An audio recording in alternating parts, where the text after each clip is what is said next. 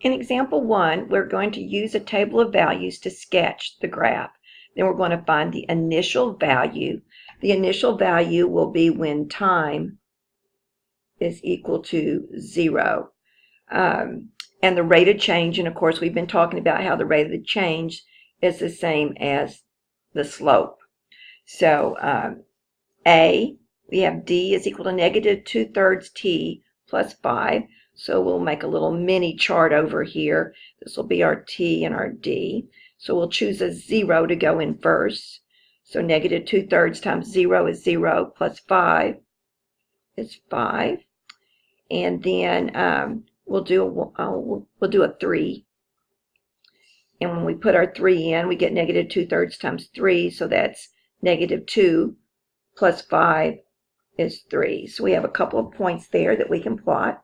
So 0, 5, and 3, 1, 2, 3 right here. The initial distance is when time is 0, so the initial distance is 5, and the rate of change is the slope. So we're going to use these two to count our slope. So remember, slope is rise over run. So we're going to, from this point to that point, we're going to have to go down 2. So negative 2, and then to the right, 1, 2, 3, 2/3. And that would be then, of course, the initial distance is going to be 5 feet, and the rate of change is going to be in feet per minute. B is equal to t plus 3, so we're going to again make a mini chart. And we'll put a 0 in for t to begin with, and that will give us 3 for our d. And then maybe put in a 1, and 1 plus 3 is 4. So we get d is 4. So we have our 2 points, 0, 3, and 1, 1, 2, 3, 4. And we can draw our line. I guess I didn't draw the initial one. There's our line right there, up higher. Well, so then the initial volumes when time is 0. So then, well, this should have been a V, wouldn't it? The initial volume is going to be 3 feet cubed. And the rate of change is going to be the slope. So it looks like it's going to be rise over run. So we're going up 1, so a positive 1, to the right 1. So that's going to be 1, and then it's going to be feet cubed per hour. And then in the third example, C, we have S is 4. So we have S. So here we have T for time. Again, we're going to start with time. And then S is going to be our output. So again, we'll start with time is 0. Time, well, it looks like everything is 4. So S is 4. Doesn't matter what T is. So T is 1. Well, S is 4 again. So we get 4 again. So our initial speed is going to be 4 miles per hour. And the rate of change, we're going to come over and plot a few points. We have the 0, 4, and the 1, 4. So there's a horizontal line. It looks like this. And so the rate of change is going to be 0. So the rise is 0 over the run 1, which is going to be 0. So 0 miles per hour per second. Well, that's a weird one, isn't it? All right, so then the equation of a line in slope-intercept form is written this way. Y equals m times x plus b. So m is going to be our slope, where m is the slope, and b is the y-intercept.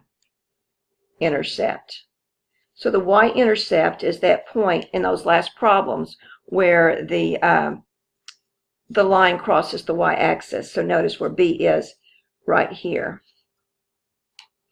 So there's my B, is where it crosses. You can see this is the y-axis right here, so where it's crossing.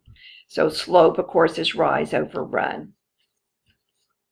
So example 2, the equation for each linear equation is linear function is written in slope-intercept form. So notice how it's written.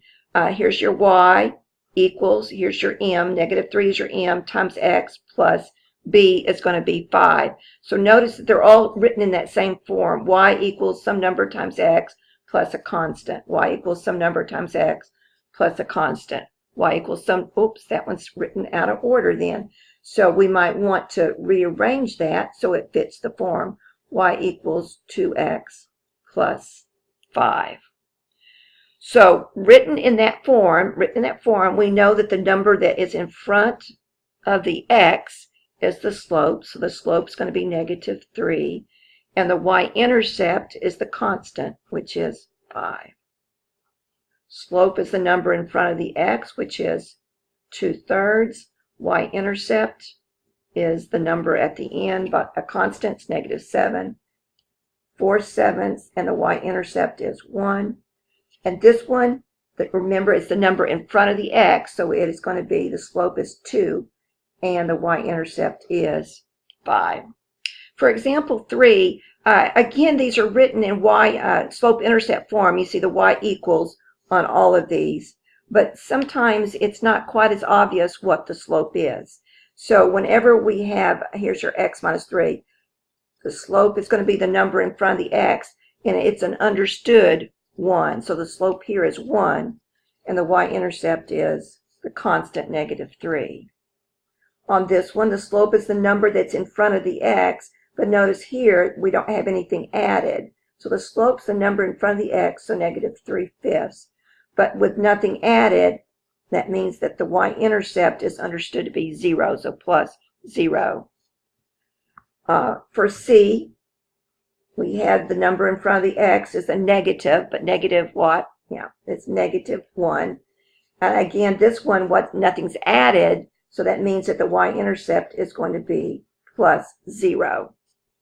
And then here, the slope, well, there's not even an x. How many x's do I have?